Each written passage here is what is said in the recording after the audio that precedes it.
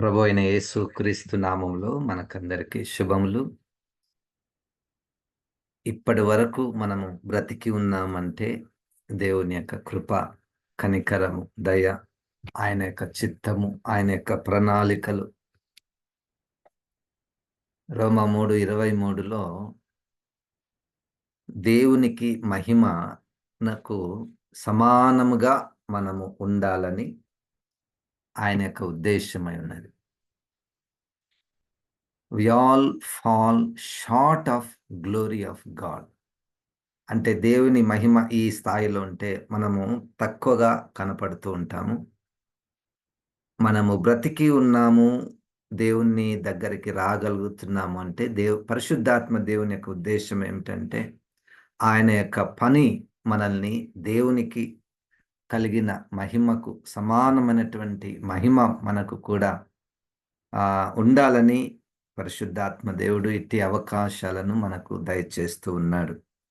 రోమపత్రిక 1:1 యేసుక్రీస్తు దాసుడును అపోస్తలుడుగా నుండుటకు పిలువబడిన వాడును. అపోస్తలుడు అనేటువంటి పదాన్ని మనం చేస్తూ ఉన్నాము. అయితే బైబిల్ మొత్తములో అపోస్తలులు గురించి ధ్యానం కాదు, కానీ కేవలము ఈ పౌలు గారు అపోస్తలుడుగా మొట్టమొదటగా పిలువబడ్డాడు. నంబర్ 1 అది మనం చూసాము. నంబర్ 2 ఎందుకు పిలువబడ్డాడు అంటే what's the work of apostle, అపోస్తలుల యొక్క పని ఏమిటి, రెండోది. మూడవది అపోస్తలుల యొక్క జీవితము ఎలాగుంటుంది. ఇది మనకేం సంబంధము? మనలో చాలా మంది అపోస్తలులము కాదు. అయితే మనకేంటి సంబంధం అంటే 2 విషయాలు. ఒకటి, అపోస్తలుల యొక్క బోధ మీద సంఘము కట్టబడాలి. అపోస్తలుల యొక్క బోధ మీద సంఘమునకు పునాదులు వేయబడాలి. అది దాని కొరకు మీరు పోరాడండి అని యూదా పత్రికలో పరిశుద్ధులకు ఒక్కసారి అప్పగింపబడిన బోధ నిమిత్తము మీరు పోరాడండి. కనుక అపోస్తలుల గురించి మనము నేర్చుకోవడానికి గల మొదటి ఉద్దేశము, వారు సంఘానికి పునాదులు వేసిన వారు, సంఘాన్ని కట్టినటువంటి వారు. వారి యొక్క ఉద్దేశములను, వారి యొక్క పనులను మనము తెలుసుకోవాలి. నంబర్ 1. నంబర్ 2, అపోస్తలుల గురించి మనం ఎందుకు తెలుసుకోవాలి అంటే, అపోస్తలులు కాకయే అపోస్తలులమని చెప్పుకునేటటువంటి వారు కొంతమంది ఉన్నారు. వారిని గూర్చి, వారిని పరిశీలించుటకు, పరీక్షించుటకు, వారిని గుర్తించుటకు, వారికి దూరంగా ఉండుటకు మనకు ఇది అవసరము అయి ఉన్నది. అపోస్తలుల ఉద్దేశములు మనము గుర్తించాలి. అప్పుడప్పుడు సంఘాలలో వాళ్ళు constitution, bylaws, rules and regulations రాసుకుంటూ ఉంటారు. అయితే వారందరికీ ఒక వాక్యానుసారమైనటువంటి సూచన ఏమిటంటే, వారికి అపోస్తలుల యొక్క పనులు, బోధలు, జీవితము తెలిసి ఉండాలి. అంతేగాని మనకు అనుకూలముగా రాసుకునేటటువంటిది కాదు. ఇది దేవుని సంఘము కాబట్టి వాక్యానుసారమైనటువంటి అపోస్తల బోధ మీద కట్టబడాలి. అదే మనము 2:42 అపోస్తల కార్యములో, వారు అపోస్తలుల బోధ యందును, ప్రార్థన యందును, సహవాసం యందును, రొట్టె విరుచుట యందును ఎడతెగక ఉండిరి. సరే, ఇప్పుడు అపోస్తలుల యొక్క పనులు అందరి అపోస్తల గురించి నేను చెప్పడం లేదు. కేవలం అపోస్తలునటువంటి పౌలు గారి యొక్క పని. Why apostle Paul was called to be an apostle of Jesus Christ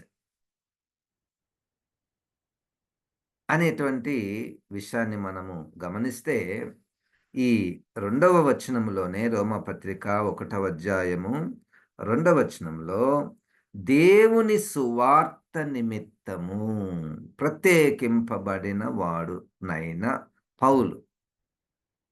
The main function of apostle is to preach the gospel. అందుకని 6వ అధ్యాయంలో అపోస్తుల కార్యములో డీకన్స్ ఉన్నారు.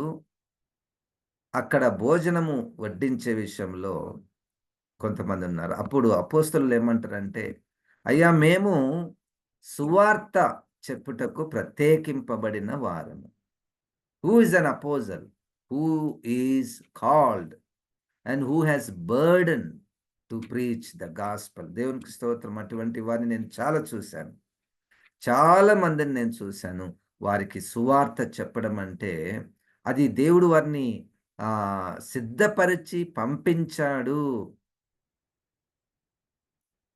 సువార్త చెప్పే పని నాకు లేదు. అంటే నాకు ఆ భారం ఇవ్వలేదు. నాకు సంఘాన్ని కట్టేటటువంటి పరిచర్యలో ఒక పాలిభాగస్తునిగా దేవుడు నాకిచ్చినటువంటి ఒక భారం. ఒక్కొక్కరికి ఒక్కొక్క పని. అపోస్తలులకు ఉన్నటువంటి పని ఏమిటంటే సువార్తను ప్రకటించుట. ఈ సువార్త ప్రకటించుట వాళ్ళు ఎట్లా చేస్తారంటే ఈ అపోస్తలుడైనటువంటి పౌలు గారి జీవితంలో సిగ్గుపడను. సిగ్గుండదు వాళ్ళకు. సిగ్గుపడకుండా పోతూనే ఉంటారు. వాళ్ళు ఏమన్నా అనుకుంటారేమో అని ఉండదు. సువార్తను ప్రకటించుటకు సిగ్గుపడనటువంటి వారు అపోస్తలులు. నెంబర్ 1. నెంబర్ 2, సువార్తను ప్రకటించుటకు వారు భయపడరు. It's not copying, it's not by force. కొంతమంది సువార్త ప్రకటించండి ప్రకటించండి అని చెప్తూ ఉంటారు, కానీ ఆ విధంగా చేయడానికి రాదు.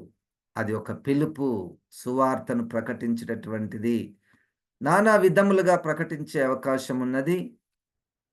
వారు సువార్త ప్రకటించడంలో సిగ్గుపడరు, భయపడరు. 3వది నాకు గుర్తుకొచ్చినాయి, నేను చెప్తున్నాను, చాలా ఉండొచ్చు. సువార్త ప్రకటించడంలో నేను వారికి రుణస్థుడను అంటాడు.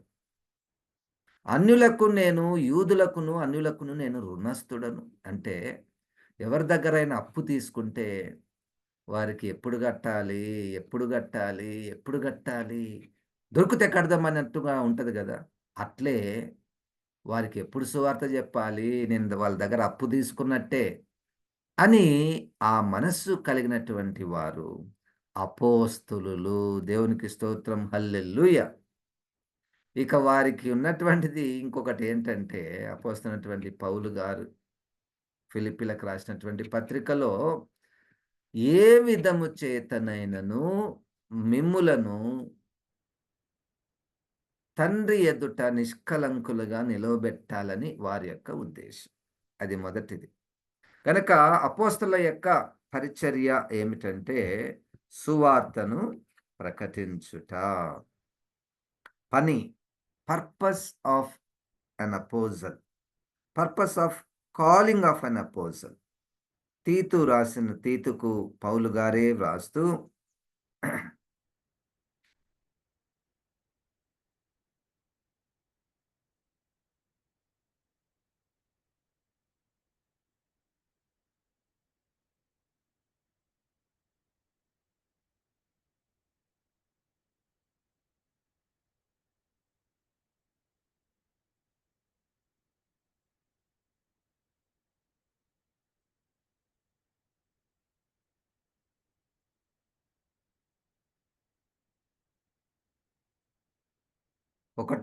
తీతు 1వ అధ్యాయము 2వ వచనం చదువుతున్నాను.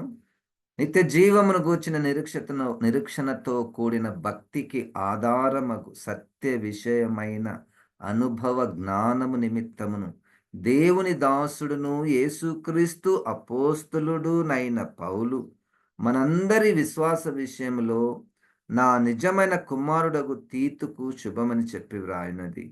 ఆ నిత్య జీవమును అబద్ధమాడనేరని దేవుడు అనాది కాలమందే వాగ్దానం చేసెను గాని ఇప్పుడు మన రక్షకుడైన దేవుని ఆజ్ఞ ప్రకారము నాకు అప్పగింపబడిన సువార్త ప్రకటన వలన తన వాక్యమును యుక్త కాలముల యందు బయలుపరచెను.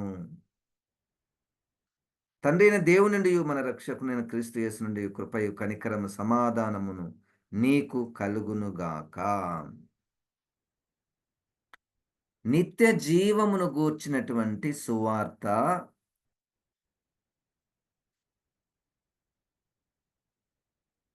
తన వాక్యమును యుక్త కాలములందు బయలుపరచెను. ఈ సువార్త అంటే అపోస్తలులు చెప్పేటటువంటి సువార్త నిత్య జీవమును గూర్చినటువంటి సువార్త. అసలు ఆ మాటలలో ఎన్ని ఉన్నాయో చూడండి. ఇప్పుడు మన రక్షకుడైన దేవుని ఆజ్ఞ ప్రకారము నాకు అప్పగింపబడిన సువార్త ప్రకటన వలన. It's a commandment to apostle to preach the gospel of eternal life. దేవునికి స్తోత్రం. వాళ్ళు అపోస్తలులు. వాళ్ళు they are assured of God's calling. They are assured of God's commission. కమిషన్‌కి, కాల్‌కి ఏం డిఫరెన్స్ అంటే, కాల్ అంటే పిలవడం. కమిషన్ అంటే ఒక పనినిచ్చి పంపడం. సో, నాకు అప్పగింపబడిన అనేటువంటి పదం. నాకు దేవుడు సువార్తను ప్రకటించడానికి ఒక పనిని అప్పగించాడు. అపోస్తలుల యొక్క పరిచర్య గురించి మనము చదువుతున్నాము. ఇదే అపోస్తల కార్యముల గ్రంథములో 15వ అధ్యాయములో పౌలు గారి గురించి ఆయన, ఆయన చేస్తున్నటువంటి పనులను మనం చూద్దామండి ఇక్కడ. 15వ అధ్యాయము 22, 23. అపోస్తల కార్యములు 15వ అధ్యాయం 22, 23. అప్పుడు సహోదరులలో ముఖ్యులైన బర్సబ్బ అను మారు పేరు గల యూదాను సీలను తమలో ఏర్పరచుకొని పౌలుతోనూ బర్నబాతోనూ అంతియొకయకు పంపుట యుక్తమని అపోస్తలులకును పెద్దలకును సంఘమంతటికిని తోచెను. వీరు వ్రాసి వారి చేత పంపినదేమనగా, ఇక్కడ ఇంకా ఈయన ఈయన పని, ఈ సువార్త ప్రకటించినటువంటి శీల లేకపోతే పౌలు గారు, బర్నబా గారు, ఇక్కడ పెద్ద సంఘంలో అపోస్తలులు ఉన్నారు, పెద్దలు ఉన్నారు. వారు ఉత్తరాలు రాసి అన్ని సంఘాలకు తీసుకొని వెళ్ళి మీరు పంచండి. రక్షణ విషయమై ఒక ఉత్తరం రాస్తున్నారు సంఘాలకు. అయితే ఈ అపోస్తలులు ఆ ఉత్తరాలను తీసుకొని సంఘాలకు చేరవేయడము, వారికి అందించడము, వారి దగ్గర బోధించడము, వారితో మాట్లాడడము. అపోస్తలులు they are accountable. They are accountable to the apostles, elders. Elders. నేను చాలా సార్లు చెప్పాను. ఎల్డర్ అనగా అపోస్తలుడు. ఎల్డర్ అనగా సంఘ కాపరి. It's not naming someone. It's not naming someone. It is naming the one who is working in align with the scriptures. వాక్యానుసారమైనటువంటి పరిచర్యలు ఎవరైనా చేస్తూ ఉంటే వారికి ఆ పేరును ఆపాదిస్తారు. ఇక్కడ యెరూషలేములో ఎవరున్నారు? అపోస్తలులు ఉన్నారు, పెద్దలు ఉన్నారు. అపోస్తలులు వేరే, పెద్దలు వేరే కాదు. ఎందుకంటే 3వ యోహాను పత్రిక మొదటి వచనంలో శిష్యుడు, భక్తుడు, పరిశుద్ధుడైన యోహాను గారు ఏమంటాడంటే, పెద్దనైన నేను అని అంటాడు. 5వ అధ్యాయం 1వ వచనము మొదటి పేతురు పత్రిక ప్రకారము పేతురు గారు ఏమంటాడంటే, తోటి పెద్దనైన నేను. అంటే ఈయనను పేతురు గారు ఎవరంటే మనకు తెలిసినటువంటి విషయం ఏమిటంటే అపోస్తలుడు. ఆయననే మళ్ళా ఏమంటాడంటే, నేను పెద్దను అంటున్నాడు. సంఘ పెద్దను.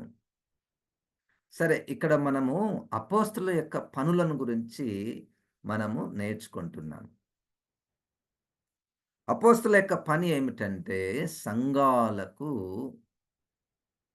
సమాచారమును చేరవేయడము. వారికి సంఘాలను బలపరిచేటటువంటిది కూడా ఉన్నది. కేవలం సువార్త పనే కాదు. స్ ఎక్కువగా సువార్త పని అపోస్తలైనటువంటి పౌలు గారు తీసుకున్నాడు. అట్ ద సేమ్ టైమ్ సంఘము పట్ల ఆయన ఎంతో భారం కలిగున్నట్టు ఆయన యొక్క పత్రికలలో మనము చూస్తూ ఉంటాము.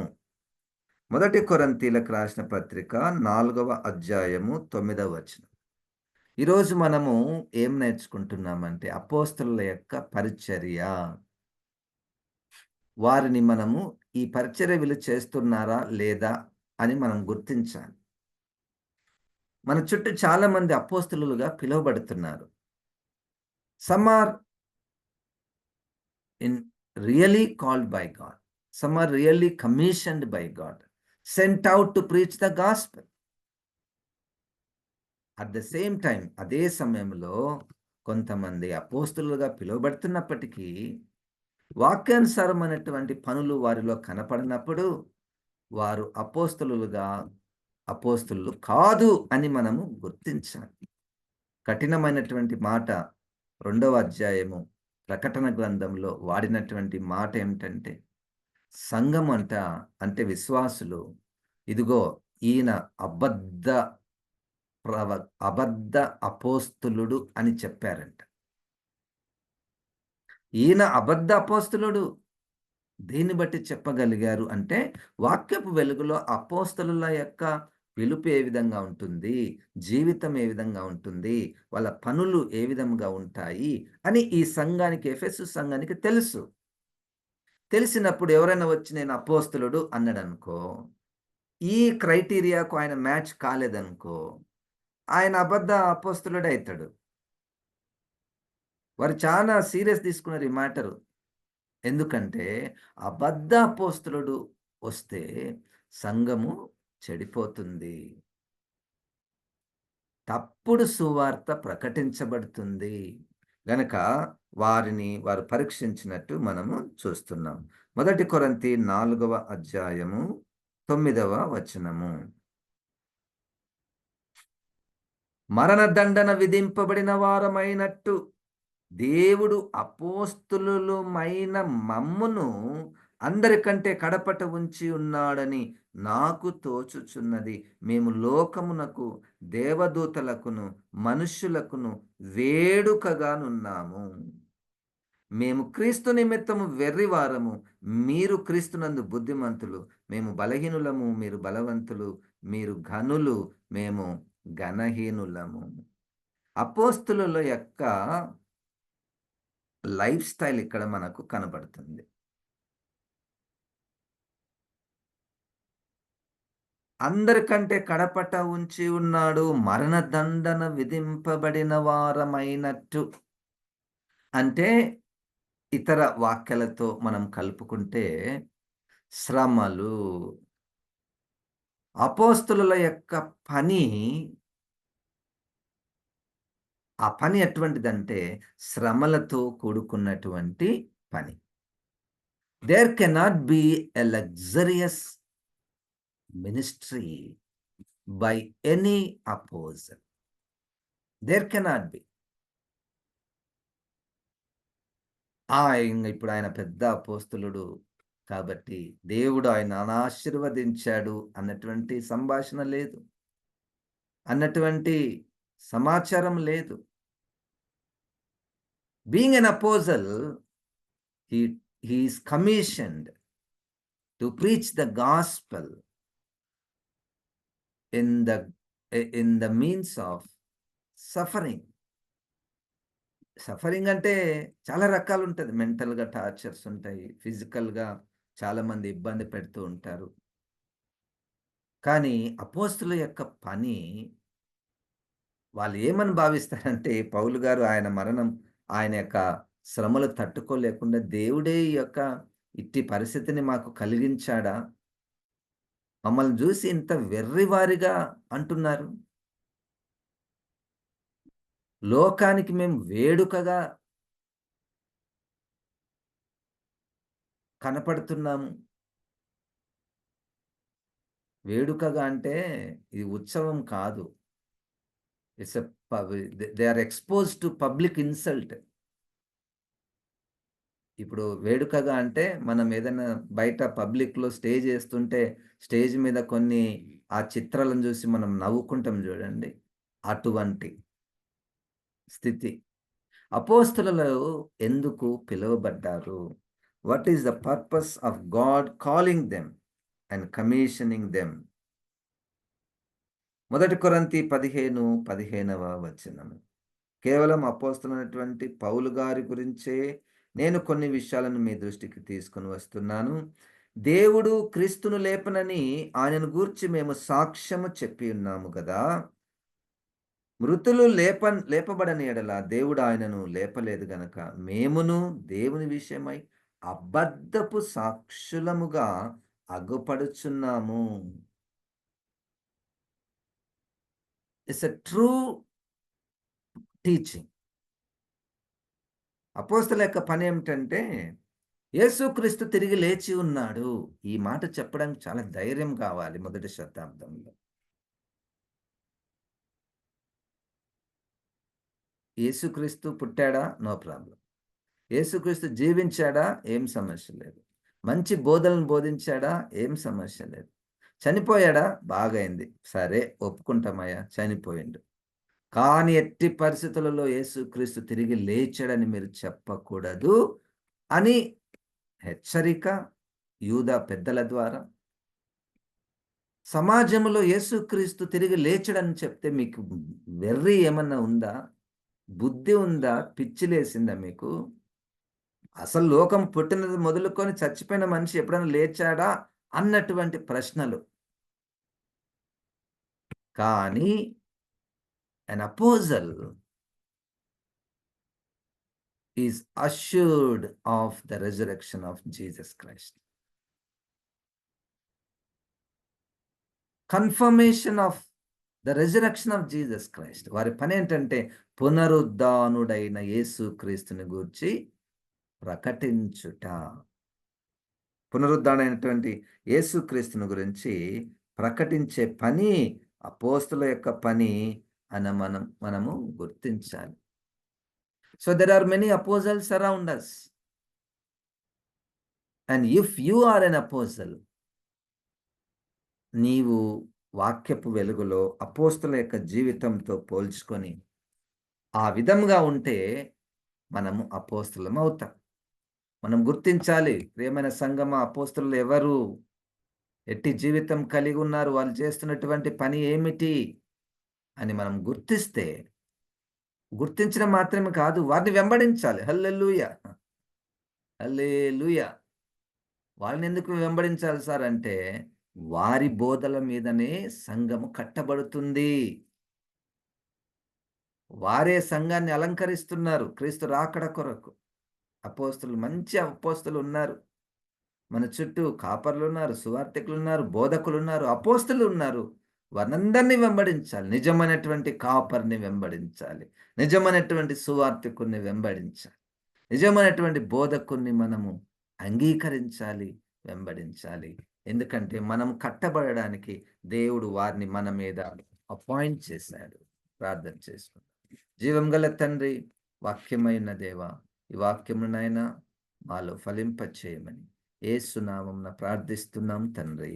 ఆమేన్. ఇప్పుడు మన పరమ తండ్రి అయిన దేవుని యొక్క ప్రేమయు, ప్రభువైన యేసు క్రీస్తు యొక్క కృపయు, పరిశుద్ధాత్మ దేవుని యొక్క సహవాసం మనకందరికి సదాకాలము తోడై ఉండును గాక. ఆమేన్. ఆమేన్. దేవుడు మనల్ని దీవించును గాక.